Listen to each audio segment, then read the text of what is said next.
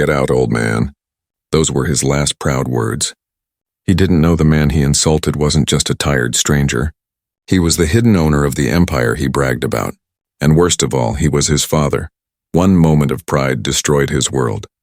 What happens next is going to hit you straight in the heart. Before we dive in, tell me, where in the world are you watching this from? Drop your country or city in the comments. The city lights of Seattle painted the night sky in silver and gold. Glass towers glowed like proud giants, each reflecting the dreams and the hunger of thousands who believed the world belonged to them. Among those dreamers was Ethan Cole, 28, sharply dressed, jaw tight with determination, phone glued to his palm as if it were a part of his body. Ethan walked through the revolving doors of the prestigious Orion Tech building as if he owned the place. People whispered when he passed, not always out of admiration, partly out of fear, partly out of confusion. He was known as brilliant, unstoppable, and ruthless. He could close a deal in a single meeting, talk investors into millions, and deliver speeches that sounded like thunder. But he could also leave hearts hurting and spirits crushed without noticing or caring. Ethan believed something deeply. Success means never needing anyone, and he lived by it. Yet there was one person who quietly challenged that belief every morning. Near the elevator lobby, an elderly janitor, always in the same clean navy uniform, gloves on, gentle smile, greeted him without fail. "Good morning, young man. Hope today brings you clarity," the janitor would say softly. Ethan never bothered to look at him properly. Sometimes he didn't answer. Sometimes he forced a cold smile. Sometimes he just waved dismissively. Who had time for small talk with a janitor?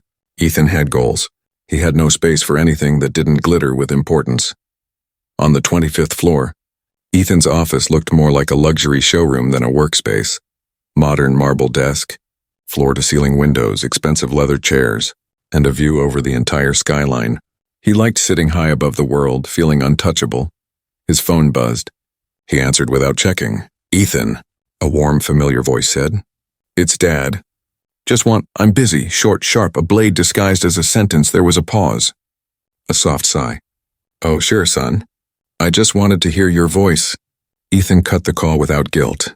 He had deals to close, presentations to polish, and dreams to chase. Talking didn't build empires. Silence hurt no one, or so he believed.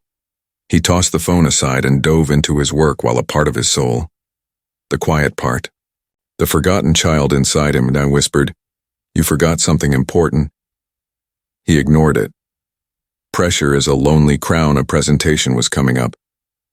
The biggest investor group on the West Coast had been watching Orion Tech for months, and Ethan was chosen to present. He had rehearsed lines until his throat burned. He believed this moment would finally prove to the world, and to himself, that he was great. Great enough to never need anyone. Great enough to outrun his past. The next morning, as he walked into the building again, the janitor greeted him. "Good morning. Sometimes storms make us stronger." The old man's words floated calmly like feathers. Ethan didn't even meet his eyes. "Yeah, sure," he muttered and walked away. The storm did come. Not outside, but inside. The investors listened politely to him. Their expressions remained cold. Some of them even exchanged tired looks. When the meeting ended, one of them gave a small, tight smile. "Impressive energy, Ethan," he said. "But you talk like the world owes you. Innovation without humility destroys teams. We invest in vision and humanity, not ego." The words burned hotter than fire. Ethan left the room with a stiff jaw, and for the first time in a long time he felt something crack inside him. That evening, Ethan returned to his penthouse. Everything around him sparkled. Black marble countertops, soft golden lights, expensive art on the walls. Yet the air felt cold, hollow, heavy. He loosened his tie and sat on the couch. Success tasted bitter tonight.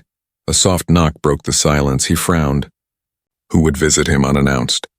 He opened the door. There stood Samuel Cole, his father, wearing a faded jacket, old jeans, and that same warm smile Ethan had grown up with. A man built from calluses, honest sweat, and quiet love. The type of man who said little and meant everything. "Son," Samuel said gently, "I heard your big meeting was today. I thought maybe we could have dinner. Celebrate anyway. You've come so far." Ethan stared.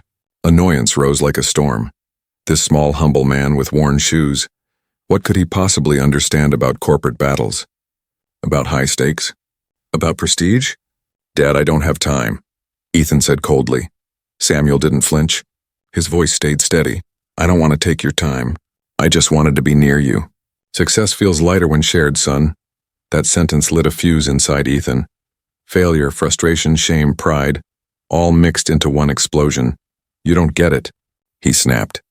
You have no idea how hard I work, how much pressure I'm under. You come here with your simple talk like it means anything. Samuel blinked slowly. I know pressure too, Ethan. Life taught me. No. Ethan spit the word like poison. Life taught you nothing about success. Stop pretending you understand this world. You never achieved anything big, Dad. So don't come here acting like you know what I need. Silence. It stretched long and painful. Samuel's eyes softened, not angry, not offended, just deeply hurt. And somehow that made the room feel colder than winter. I didn't come to preach, Samuel whispered. I came because I miss my son. Ethan's temper, like a storm out of control, struck its cruelest lightning. Get out, he snapped. Just get out, old man. The words hung in the air like broken glass, sharp, irreversible, bleeding meaning. Samuel nodded, gentle as always. No argument, no sigh, no raised voice.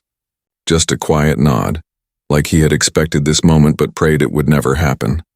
He placed a small brown paper bag on the table. I brought your favorite bread. From the bakery near home. Thought it might make you smile. Then he walked out.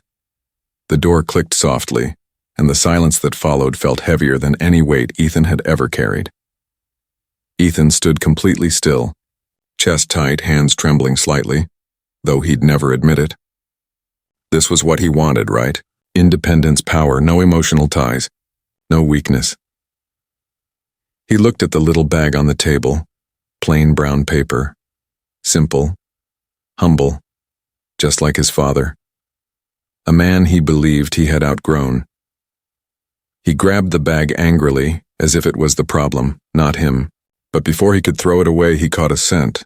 Fresh bread, warm, nostalgic, as if childhood itself had risen from the oven. Suddenly, memories rushed in. Little Ethan laughing in a tiny kitchen. Samuel kneeling beside him, flour on his nose. Bread rises slowly, son, his father had once said. Just like people. Back then, Ethan had smiled. Tonight, he felt nothing but suffocation. He pushed the bag aside, heart pounding. No, he didn't need memories. He needed success. That was all. Back to the tower. The next morning, Ethan dressed sharper, walked faster, held his head higher. Pride stitched his suit tighter than thread ever could. As he entered the office, the janitor greeted him again. Good morning. Ethan, heavy eyes often come from lonely hearts. This time anger erupted instantly. Why do you always talk like you know me? Ethan snapped. Just do your job. The old man nodded calmly as if the words could not wound him. Sometimes it is in doing our job that we see who others truly are. Ethan scoffed and stormed off, never noticing the respectful nod some employees gave the janitor, never noticing how deeply others valued him. Because arrogance blinds, and Ethan was blind in both eyes. Yet destiny had already begun adjusting his vision. He just didn't know it yet. Not long after, an internal message echoed through the entire building. Urgent. All executives and board members. Conference hall. 10 a.m. Whispers spread like wildfire. Ethan fixed his tie, smirked slightly. Finally. Maybe they saw I'm the future of this company, he muttered. He entered the hall. Executives sat stiff. Directors murmured. Something felt different, heavier, like the air before thunder. Then the door at the back opened. Footsteps. Slow, steady, familiar. The elderly janitor walked down the aisle, removing his gloves calmly. The room fell silent, jaws dropping, hearts freezing. Ethan's breath caught in his chest. This man, what was he doing here? He reached the stage, set down his cleaning cloth, and lifted his head with quiet authority. An authority deeper than titles could give. His voice, when he finally spoke, shook the room. Ladies and gentlemen, thank you for gathering. Today we discuss the future of Orion Tech. Ethan stared. The janitor, speaking like a leader? The world tilted under his feet, and Samuel Cole, humble father, quiet soul, The man Ethan just humiliated. Looked at him from the stage with eyes that saw everything, knew everything. The room held its breath, and Ethan finally felt fear, real fear, for the first time in his life. His world was about to change, and it wouldn't be him who controlled it. Silence thick enough to feel, heavy enough to bend the air. People who usually whispered deals and walked like they owned stock and confidence were suddenly still, unsure whether to stand, clap, or just stare. The elderly janitor, no, not just a janitor anymore, stood at the center of the stage. His posture calm, his expression unreadable, his presence suddenly vast. Ethan felt his lungs tighten as if his suit collar was strangling him. Sound faded around him. He didn't understand what was happening, yet his instincts told him he already knew. Something deep inside, something he tried to bury years ago, had already guessed the truth long before his mind caught up. Samuel Cole, the humble man in worn shoes, the father he had just pushed out of his home the night before, rested his palms on the table like a king who had never needed a throne.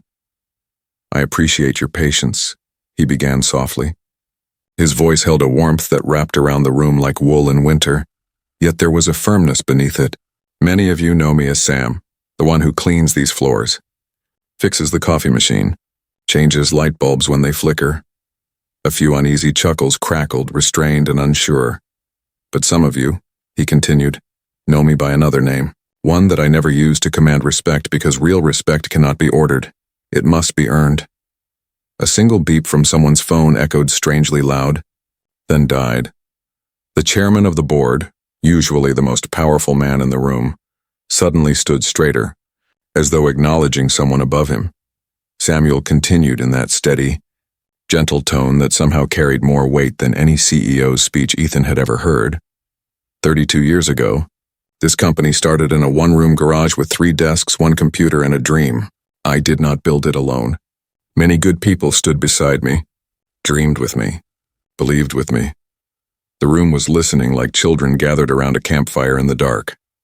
Success came, slowly, painfully, brick by brick, not because we chased money, but because we tried to build something that helped people, empowered people, and gave honest work meaning.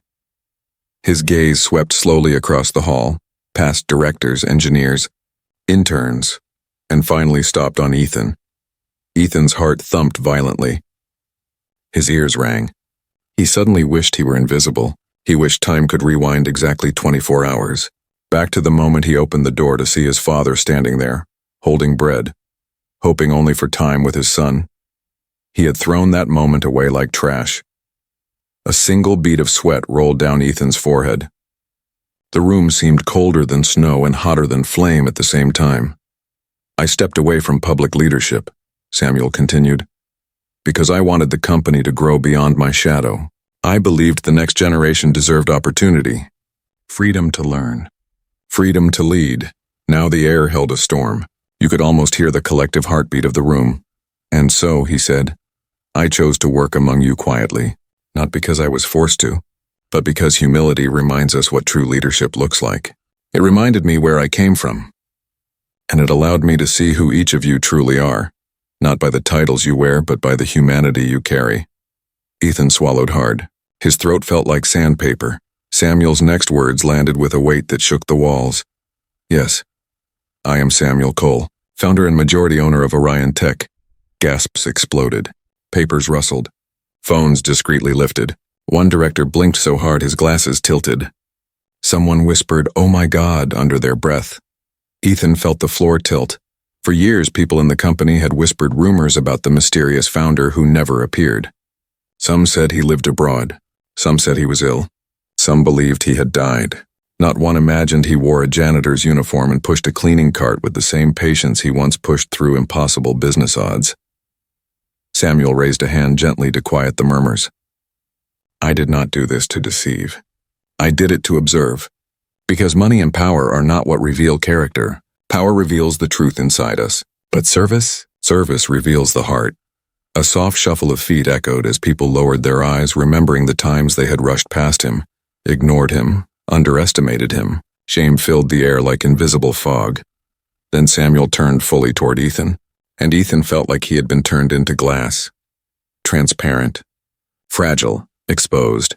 In every company, the future belongs to those who lead with integrity, who understand that every role matters, that greatness is not measured by how loudly you demand respect, but by how quietly you earn it. Ethan's chest rose and fell in short breaths. His world, built on confidence and steel, was trembling like paper in the wind. The truth was not simply landing, it was crushing. Samuel continued, voice still soft but now carrying an almost painful clarity. Some of you believe success is a crown you place on yourself. But success, he tapped his chest gently, is a responsibility, a duty, a promise to lift others, not stand above them. Then he paused, letting silence stretch like a slow heartbeat. I have watched, observed, and I have seen those who raise others, and those who push others down. Ethan didn't move, couldn't move. His breathing sounded louder than the crowd. He felt dozens of eyes glancing his way, then quickly looking away. They knew, they suspected, everyone did. The truth always finds a way to stand tall. Samuel looked at the board. Today we discuss succession, leadership, the person who will guide Orion into the future. Ethan's pulse hammered. The room seemed to spin slowly like a carousel of dread, but Samuel was not finished. When I started this company, I dreamed my child would one day stand proud in it. Not because of his name, but because of his character. Lightning, invisible yet devastating, struck Ethan's soul. The audience shifted. Some looked sympathetic, some curious, others cold. Ethan could feel every stare like a pin stabbing his skin. But dreams, Samuel said quietly, require truth, and truth requires humility. A leader who does not understand people cannot lead them. Ethan heard a faint ringing in his ears. Shame crawled through his veins like ice. He wanted to sink into the floor, disappear into air, rewind time until words could be unsaid and pride could be undone. Samuel looked at him, not as a CEO, not as a founder, not as a hidden judge, but as a father who had just watched his son lose his way. I do not raise my voice against you. Samuel whispered softly enough that only those closest could hear. I raise my hope for you. Something inside Ethan shattered quietly. A child long buried under arrogance and fear lifted its head inside him and trembled. I will not announce the next leader today, Samuel continued, because leadership is not chosen in a moment.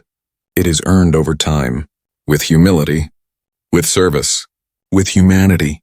He stepped back from the podium. The board stood in respect automatically, more instinct than decision. And to those who forgot kindness, he said, may you remember that the hardest battles are not fought in boardrooms but in our hearts. He folded his hands. Meeting adjourned. There was no applause. Applause would have felt wrong, too small for what had just happened. Instead, the room let out a slow collective breath like a wave retreating back into the sea. Ethan remained frozen in his chair as others whispered and slipped out. One executive patted his shoulder awkwardly, unsure whether to comfort or stay silent. Most avoided him, unsure what the etiquette was for a prince who just realized the kingdom never belonged to him in the first place. He didn't rise until the room was almost empty. When he finally stood, his legs felt heavy, like carrying years of pride all at once. He walked down the aisle in a daze until he reached the door. Samuel stood there alone, packing his cleaning cart again as if nothing monumental had occurred. Ethan's lips parted, but no sound came. The apology he wanted to speak was too large to fit through his pride, yet too desperate to be ignored. Samuel looked at him with kindness, gentle, warm, heartbreakingly calm. You have a good heart, Ethan, he murmured softly, but hearts lose themselves when they chase the world and forget home. Ethan's eyes burned. His voice came out a whisper, trembling like a child lost in a crowd. Dad, Samuel placed a hand on his shoulder. Not today. Rest now, think, tomorrow is another chance. Then, like a humble worker finishing his shift, he pushed his cart away. Ethan stood there alone, surrounded by glass walls and golden lights that suddenly looked like cages. His reflection stared back at him. Expensive suit, perfect hair, polished shoes, and a soul cracked wide open. For the first time in his life, he didn't feel like a rising star. He felt like a boy who had lost something precious without realizing it until now. He whispered so quietly no one heard. What have I become? The building outside sparkled. Traffic hummed. Life moved indifferent to his crisis. But Ethan stayed frozen in that moment, drowning in the realization that success without humility is just a decorated form of loneliness. And somewhere in the quiet hallways of Orion Tech, a janitor king walked away, praying his son would find his way back not to him, but to himself. Night had fallen by the time Ethan stepped outside the building. City lights flickered like restless thoughts and the chilled air stung his skin. He walked without knowing where he was going. His chest felt tight, like someone had placed a stone inside his heart and sealed it there. He replayed the scene over and over. The boardroom. His father's voice. Those calm eyes holding disappointment softer than anger, but heavier than any punishment. He didn't sleep that night. At dawn, he drove, without a plan, without a destination, until he reached the edge of the city where buildings thinned and trees stood tall and still. He parked near a worn-down community center he hadn't seen since childhood. The same place where his father used to volunteer every Sunday. Samuel always said, when life confuses you, serve someone. Answers meet you there. Ethan scoffed at the memory once. Today it echoed like a calling. He entered the community center quietly. A group of elderly men played chess in a corner. Children sat cross-legged on the floor drawing pictures of dreams bigger than the room. Their laughter floated like small bright lamps in the dull air. A woman with streaks of silver in her hair and a sweater older than time greeted him. Her glasses hung by a thread of yarn. The name on her badge read, Grace. You must be lost, she said kindly. Maybe, Ethan admitted, unsure why he confessed that to a stranger. She studied him for a moment. Not his suit, not his posture. She looked through him, the way someone looks at a mirror and searches for what's behind the reflection. Or maybe, she said, you're finally finding your way. He didn't know why, but those words broke something open. A tired laugh escaped him. I need to do something useful. Grace smiled as if she had been waiting for him forever. We always need hands and hearts. And just like that, Ethan began. He served lunch to children with hungry eyes and dreams brighter than gold. He stacked crates. He swept floors. He carried boxes of donated clothes. He sat beside a shy little boy learning to read. He tied a little girl's shoelaces while she told him she wanted to be an astronaut because stars don't ignore people. That line pierced him in a place he didn't know existed. At first, everything felt foreign, humbling, strange. There were no polished floors, no glass walls, no applause waiting at the end of the day. Here, praise wasn't currency, kindness was. By the time the sun dipped behind the hills, Ethan's body ached. His tie was gone, sleeves rolled, shoes scuffed. But something else felt different, lighter. Like a window had cracked open in a room that had been suffocating for years. He returned home exhausted, yet calmer. He stared at his phone. No message from his father. He didn't expect one. He didn't deserve one yet. Before sleeping, Ethan wrote a simple text he retyped 10 times before sending. Dad, I'm trying. He didn't know if Samuel would read it. But sending it felt like letting go of a heavy stone. Days turned into weeks. Ethan continued returning to the center. Not because he had to, but because something inside him softened every time. He learned patience from kids who shared crayons instead of competing. He learned dignity from elderly men who still ironed their shirts to play chess and talk about wars won and loves lost. He learned humility from cleaning spilled juice instead of spilling arrogance. Some days were humbling. Some days were healing. Some days were hard, but real. One afternoon, while helping an old man fix a flickering hallway light, Ethan remembered the janitor cart. His father's hands tightening a bulb in the office ceiling. His voice saying calmly, "Everyone's work matters." He'd rolled his eyes then. Now he wished he could hear that sentence again for the first time. Grace often watched him. One day she handed him a mug of tea. "You've changed," she murmured. Ethan shook his head. "No, I'm just removing the wrong parts." Grace chuckled softly. "Growth isn't always adding. Sometimes it's remembering who you were before the world convinced you otherwise." He stared at his tea, steam curling like questions rising from within him. "Do you think a person can make up for their mistakes?" Grace placed her wrinkled hand over his. "Mistakes are footprints. They don't disappear, but they don't have to be the path ahead." He swallowed thickly. "I hurt someone who deserved better. Then become the version of you who never would." Her words sat in him like seeds waiting for spring. That night, Ethan drove to his childhood neighborhood. He didn't go inside his father's old house immediately. He walked the sidewalk slowly, past the corner store where Samuel bought candy for him after school, past the playground where he once held his father's hand and believed nothing in the world could ever break that bond. He paused outside the little house with the peeling paint and the garden his mother once tended before she passed. He could almost hear her laughter again. It made his chest ache. He sat on the porch steps like he used to after playing soccer in the yard. He texted again. "I want to earn another chance. Tell me how." Minutes passed. Then the porch light clicked on. Ethan's heart jumped. The door opened slowly. Samuel stood there. Tired eyes, weathered eyelids. That same soft smile, a lighthouse in a storm. "You already started," he whispered. Ethan's breath caught. 100 words lived behind his lips. Only 2 came out. "I'm sorry." Samuel shook his head gently. "Apologies are not words. They are lives lived differently." "I know," Ethan said, voice thick. "And I will live differently." Samuel nodded. "Good. Then tomorrow come with me." Ethan blinked. "Where?" "To the place you forgot existed," Samuel replied simply. "Where people matter more than titles." Early morning light spilled across the road as Ethan followed his father in silence the next day. He expected a lecture, or a punishment, or a grand test. Instead, Samuel led him back to the community center. And then Samuel did something Ethan did not expect. He put on the same old uniform, the same name tag, the same gentle dignity. "You wanted to know how to become a leader," Samuel said. "Start here, listen, learn, serve, not above people, among them." Ethan's throat tightened. "Dad, why did you do all this? Work like this? Live like this? You built an empire."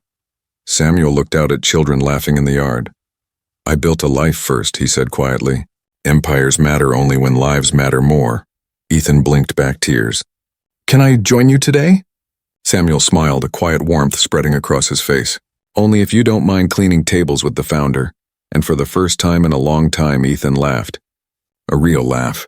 One that didn't sound like armor or ambition, just a sound of someone rediscovering something he never should have lost. That day, they worked side by side, Ethan sweeping floors while Samuel changed a broken faucet. They served meals together, helped kids with homework together, shared silent smiles over simple moments. By evening, Ethan's hands hurt and his shirt carried stains of real work. But for the first time in years, he felt proud. Not because people admired him, but because he admired who he was becoming. Before leaving, Samuel handed him a folded note. "We all fall, son. Leaders are born not from victory, but from rising humbly." Ethan opened it later in his car.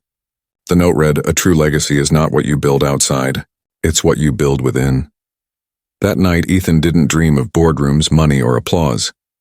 He dreamt of warm bread, laughter in a small kitchen, and a father's hand guiding him gently through a world where kindness is wealth and humility the crown. The storm within him had quieted. Not gone, but calming, settling into still waters. Tomorrow, he knew, a new battle awaited. Not against competition, not against investors, against his own ego. And for the first time, Ethan felt ready to fight the right fight, for the right reasons, for the right heart. The winter softened slowly, the way old wounds heal quietly, one gentle moment at a time. The mornings were no longer filled with sharp ambition in Ethan's chest. Instead, they held calm intention. He woke early, brewed simple tea, put on plain clothes instead of sharp suits, and walked into the community center like it was a place of worship, where souls, not reputations, were built. He didn't keep track of weeks, or hours, or titles. Only moments, a child's smile, an old man's story, a tired mother wiping her tears when someone helped carry her groceries. He used to chase applause. Now he learned to listen to silence. Silence had become his teacher, and regret had become his compass. Regret did not crush him anymore. It guided him. Some evenings, as he swept floors, he would catch a glimpse of Samuel across the room, rolling up his sleeves, fixing chairs, talking softly to elders, laughing with children like laughter was the truest language on earth. Every time their eyes met, Samuel gave a small nod. Not proud, not approving, just present. That nod meant more to Ethan than any award or deal he had ever chased. One cold evening after they locked the center, Samuel and Ethan walked home side by side. Their breaths rose in small clouds, Street lamps painted their shadows long on the cracked pavement. Without looking at him, Samuel spoke. I watched you grow when you believed you had no growing to do. Ethan smiled faintly. I thought I knew everything. You were scared of not being enough, Samuel said softly. So you built walls instead of bridges. Ethan's throat tightened. I hurt you. You were lost, Samuel whispered. Sometimes when a child wanders too far, the father waits. Not because he is weak, but because love has patience. Ethan swallowed hard, eyes stinging. Thank you for waiting. A breeze rustled brittle leaves along the sidewalk. For a moment they both stood quietly, hearts speaking in the space between words. The next morning arrived like a chapter turning. Ethan's phone buzzed with a corporate message he hadn't expected. Board meeting. Mandatory attendance. His stomach knotted. He wasn't the same man who once marched into glass towers like a soldier storming a battlefield. He hesitated now, not because he feared losing power, but because he feared disappointing the man who taught him what power truly was. Samuel entered the kitchen carrying 2 steaming mugs. Ah, he said calmly, glancing at Ethan's screen. The day has come. Ethan looked confused. What do you mean? Samuel placed a hand on his shoulder. You have been learning in silence. Today you face the world again. Ethan's voice wavered. What if I fail? Samuel smiled. Then fail honestly. Prideful success is failure in disguise. Humble effort is victory already. The drive to Orion Tech felt surreal. The towering building looked different now. Not intimidating. Not glorious. Just a place where humans tried to build something meaningful, sometimes forgetting what meaning even was. When Ethan entered the boardroom, whispers spread. Some faces looked curious, others skeptical, a few genuinely hopeful. One director leaned toward another and murmured, Do you think he came to fight for control? Ethan heard it. And strangely, it didn't hurt, because for the first time he wasn't here to prove anything to anyone. He took a quiet breath and sat, hands folded, posture humble. Samuel stepped forward and faced the room. For months, he began, I have watched 2 versions of my son, one who believed the world owed him, and one who learned that the world owes us nothing but the chance to be kind. A few board members exchanged glances. This wasn't a corporate speech. This was something deeper, human, genuine. I could have named a successor the day I returned, Samuel continued. But the greatest leaders are not chosen in comfort. They are revealed in humility. He turned to Ethan.